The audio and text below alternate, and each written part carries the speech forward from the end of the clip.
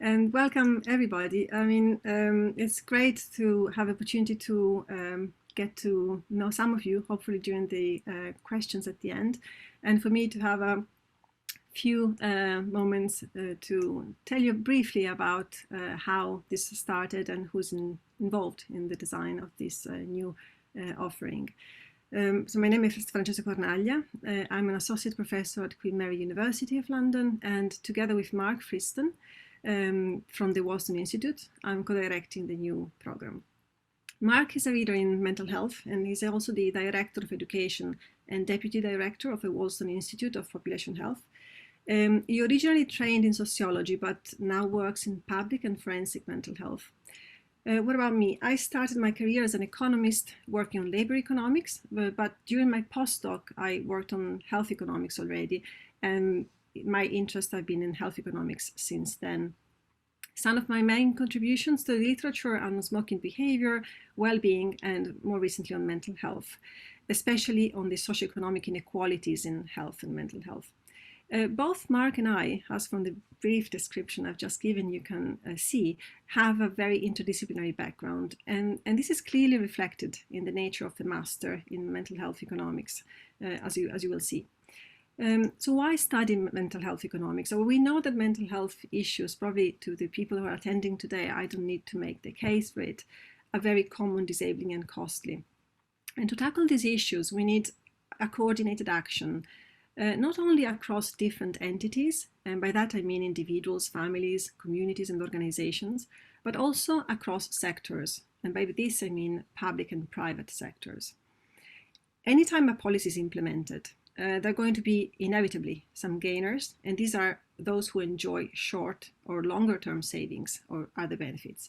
And there are going to be losers as well, which are those that have budgets that are being used to pay for treatment or for care. And this may require some sort of cross-agency compensation so that the policy can be successfully implemented. And this is what is referred to as the diagonal accounting challenge. So we need to encourage investment across budgets, but also for the longer term. And this is exactly the kind of situation where governments need to play a strong leadership role in bridging between different areas of policy. Otherwise, it's not going to happen.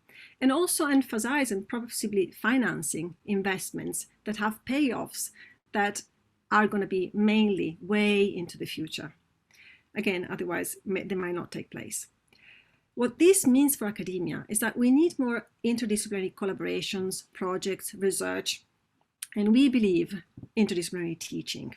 And this is where this master comes in. So in the last few years, the focus of the economics of mental health delivery has been moving away, shifting from psychopharmacological to psychosocial intervention. And this is because medical and other types of treatment for mental illness can only be partially effective. But if we don't take into account the social aspect of mental health, they won't allow to address in an adequate way the issue. This means that the skills that are required to design, implement, and evaluate appropriate interventions have, over time, broadened in scope and require a deeper understanding of the socioeconomic dimensions of mental health issues in the population. So we've seen that the focus of policymakers and clinicians is also shifting, and we're witnessing an increase in the demand for skilled health economists that have a specialization in mental health. And this is what this master is about. So it was going to equip the students with the skills that are required to successfully meet this new demand. What about this program in particular then? What makes it really unique is the fact that it's interdisciplinary. And let me tell you exactly what I mean by that. First of all, it's a degree that will be delivered by CEF, the School of Economics and Finance, jointly with the Center for Psychiatry at the Wollaston Institute. So the core modules are going to be delivered by these two institutes, as is going to be the dissertation supervision. But then we have a number of elective modules that will be offered by other schools, mainly within Queen Mary, but as I'm going to tell you later, also outside Queen Mary. An example of an optional module which is offered within Queen Mary is a module offered by the School of Electronic Engineering and Computer Science. This module offering makes it a true Queen Mary program, where students can actually benefit from synergies that can be generated by a collaboration among different schools, each one with its own strengths. As I mentioned, it also benefits from help from outside. In fact, the master's benefits from a contribution from the university, Baylor University in Texas, where Professor Scott Cunningham, who wrote one of the most popular books on causal inference, which is, by the way, the subject of last year's Nobel Prize in Economics, will deliver a module on mental health policies in the second semester, which is going to be compulsory for all students. So let me give you more detail about what to expect from this master. Among the things that you will learn is to understand what defines mental health economics as an active and distinct subfield of health economics, and gain a critical understanding of the core issues in both. You will also learn to apply economic theoretical concepts to the analysis of mental health issues and explore the key policy approaches that are available to tackle mental health problems.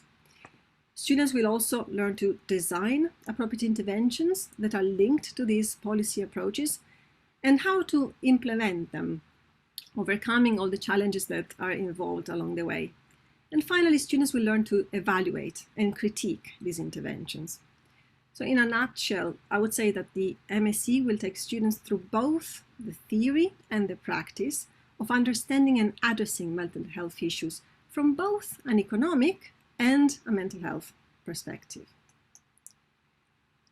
What are the key information about the program? Well, you can attend it either full-time in 1 year or part-time in 2 years, and at the end of which you will be awarded a Master of Science. The entry requirements are a 2-1 or above at undergraduate level in economics, psychology, or health-related discipline, but related social science subjects can also be considered on an individual basis. And then, because it's jointly run by the School of Economics and Finance and the medical school, you will attend some modules in the Milan campus, where School of Economics and Finance is based, and the Whitechapel campus, where the medical school is. Applications are now open for the September entry of this year, directly via the course finder of the school. How is it structured? So there's semester 1, where if you go for the full-time route, you will attend 2 modules, the mental health in context and the economics of mental health. In semester 2, if you go again for the full-time route, you will have 1 compulsory module, which is the mental health policy evaluation I mentioned to you earlier, delivered by the Baylor University in Texas. And then you can choose between either psychological therapies and cultural psychology, and between health data analysis or risk and decision making. Now, while the choice between psychological therapies and cultural psychology is a matter of taste, the second one, I would say, is much more driven by whether you have a background in economics or not. If you don't, then the health data analysis is going to give you a background in the tools that are used in health economics and mental health economics. If you do already have that, then the risk and decision making for data science, which is delivered by the School of Engineering, is going to equip you with the tools you need to do data analysis with large data sets in mental health. So that's more like a pathway depending on where you're coming from in terms of previous education. And then in semester 3, that's the dissertation. As I said, you have the option to do this part-time. So in case you go for that, you will the first year do mental health in context and the economics of mental health and mental health policy evaluation, and then the second year then do the mental health in context and the choice between the 2 elective modules that I described earlier. The assessment is going to be a number of different things, from essay to test you in the module and a test at the end, and is going to be the same in terms of division between during the module and dissertation, which is roughly a third, whether you go for the part-time or the full-time route.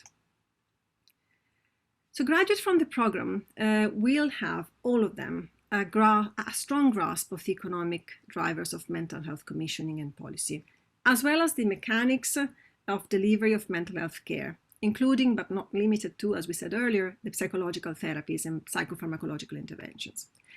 Now, those who select the mental health with health economics pathway are likely to be the students, we said, with some existing experience in the healthcare sector.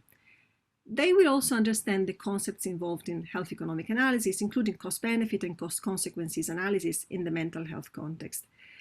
And they will be well equipped to enhance an existing healthcare career or to begin working as a health economist with a specialization in mental health. Students instead who select a quantitative economics pathway will typically be economics graduate with some existing experience of applied economic analysis. And they will receive training in advanced methods of understanding risk and causality using Bayesian approaches, for instance, in which Queen Mary is an international center of excellence. This pathway should attract and appropriately train students looking to pursue a career in education, data science, or in academia focusing on mental health. Now, this is just, of course, a very broad outline, and each candidate will have their own specific pathways in need, and it's going to be supported in deciding in which way to go, in which direction to go by the supervisors, but also by the career support staff that is going to take an active role in assisting career choice and development through a personalized supervision, coaching, and mentoring activities. The program also benefits from a very strong and distinguished advisory board with members that are coming from the academic world, the public policy, and healthcare fields. Why have we established it? Because being a new offering, we believe that some guidance over the first few years, especially from people that are currently working in the mental health field, will greatly benefit the strength of the program. The board will meet regularly and advise on the structure, the direction, and the content of the program. And you have the few names of the current members of the board on the slide. And finally, I also wanted to point your attention to a new series of podcasts that we've prepared, and we are adding to it regularly, so just keep an eye on it. This focuses on mental health and mental health economics. And we chat with several experts in the field. You can find this podcast by searching on the Queen Mary School of Economics and Finance on Spotify, Apple, or Google Podcast. Happy to receive questions now or later. I mean, my email is on the screen right now, and I'm sure that also Mark Friston, the co-director of the program, would be happy to answer any question. But please do check the website. There's lots of information there, not just the postcard I mentioned earlier, but there's also lots of useful links that can give you the picture of what the mental health economics field is, what's happening there. But yes, otherwise just get in touch, and we're here to talk anytime. Well, it was great to have a chance to kind of give you the main, an outline of the program, but so much is happening in this field that it's really time for people to get the proper training to participate to this growing field that otherwise it's going to be hooked to the past, when in actual fact there's voices coming from so many different disciplines pointing in the direction of abandoning a little bit the old way of thinking about what mental illness is and put it in the context, the social context where individuals live. For instance, even just yesterday, there was an article on the Financial Times pointing at the fact that it's really important to rethink what is mental health, what is to be treated. Maybe we don't need to actually treat with medicines, with drugs, what we think is not the normal. Maybe the normal can be perfectly part of society if accepted for what it is. And therefore, we don't need to kind of be efficient in designing interventions, but we just need to widen the set of skills that we want to have as part of our society. And this master, I think, really bridges the difficult creates links between different disciplines, and therefore allows to really think about a new way of advising policies with respect to mental health and freeing ourselves from what has happened for the last tens and tens of years, that is clearly not going in the right direction. We are kind of just answering maybe what the big pharma is asking to do, and we are not really doing what's best to increase the welfare of society. And this can be done using economic tools, I really believe, if we put them to the service of the health of individuals.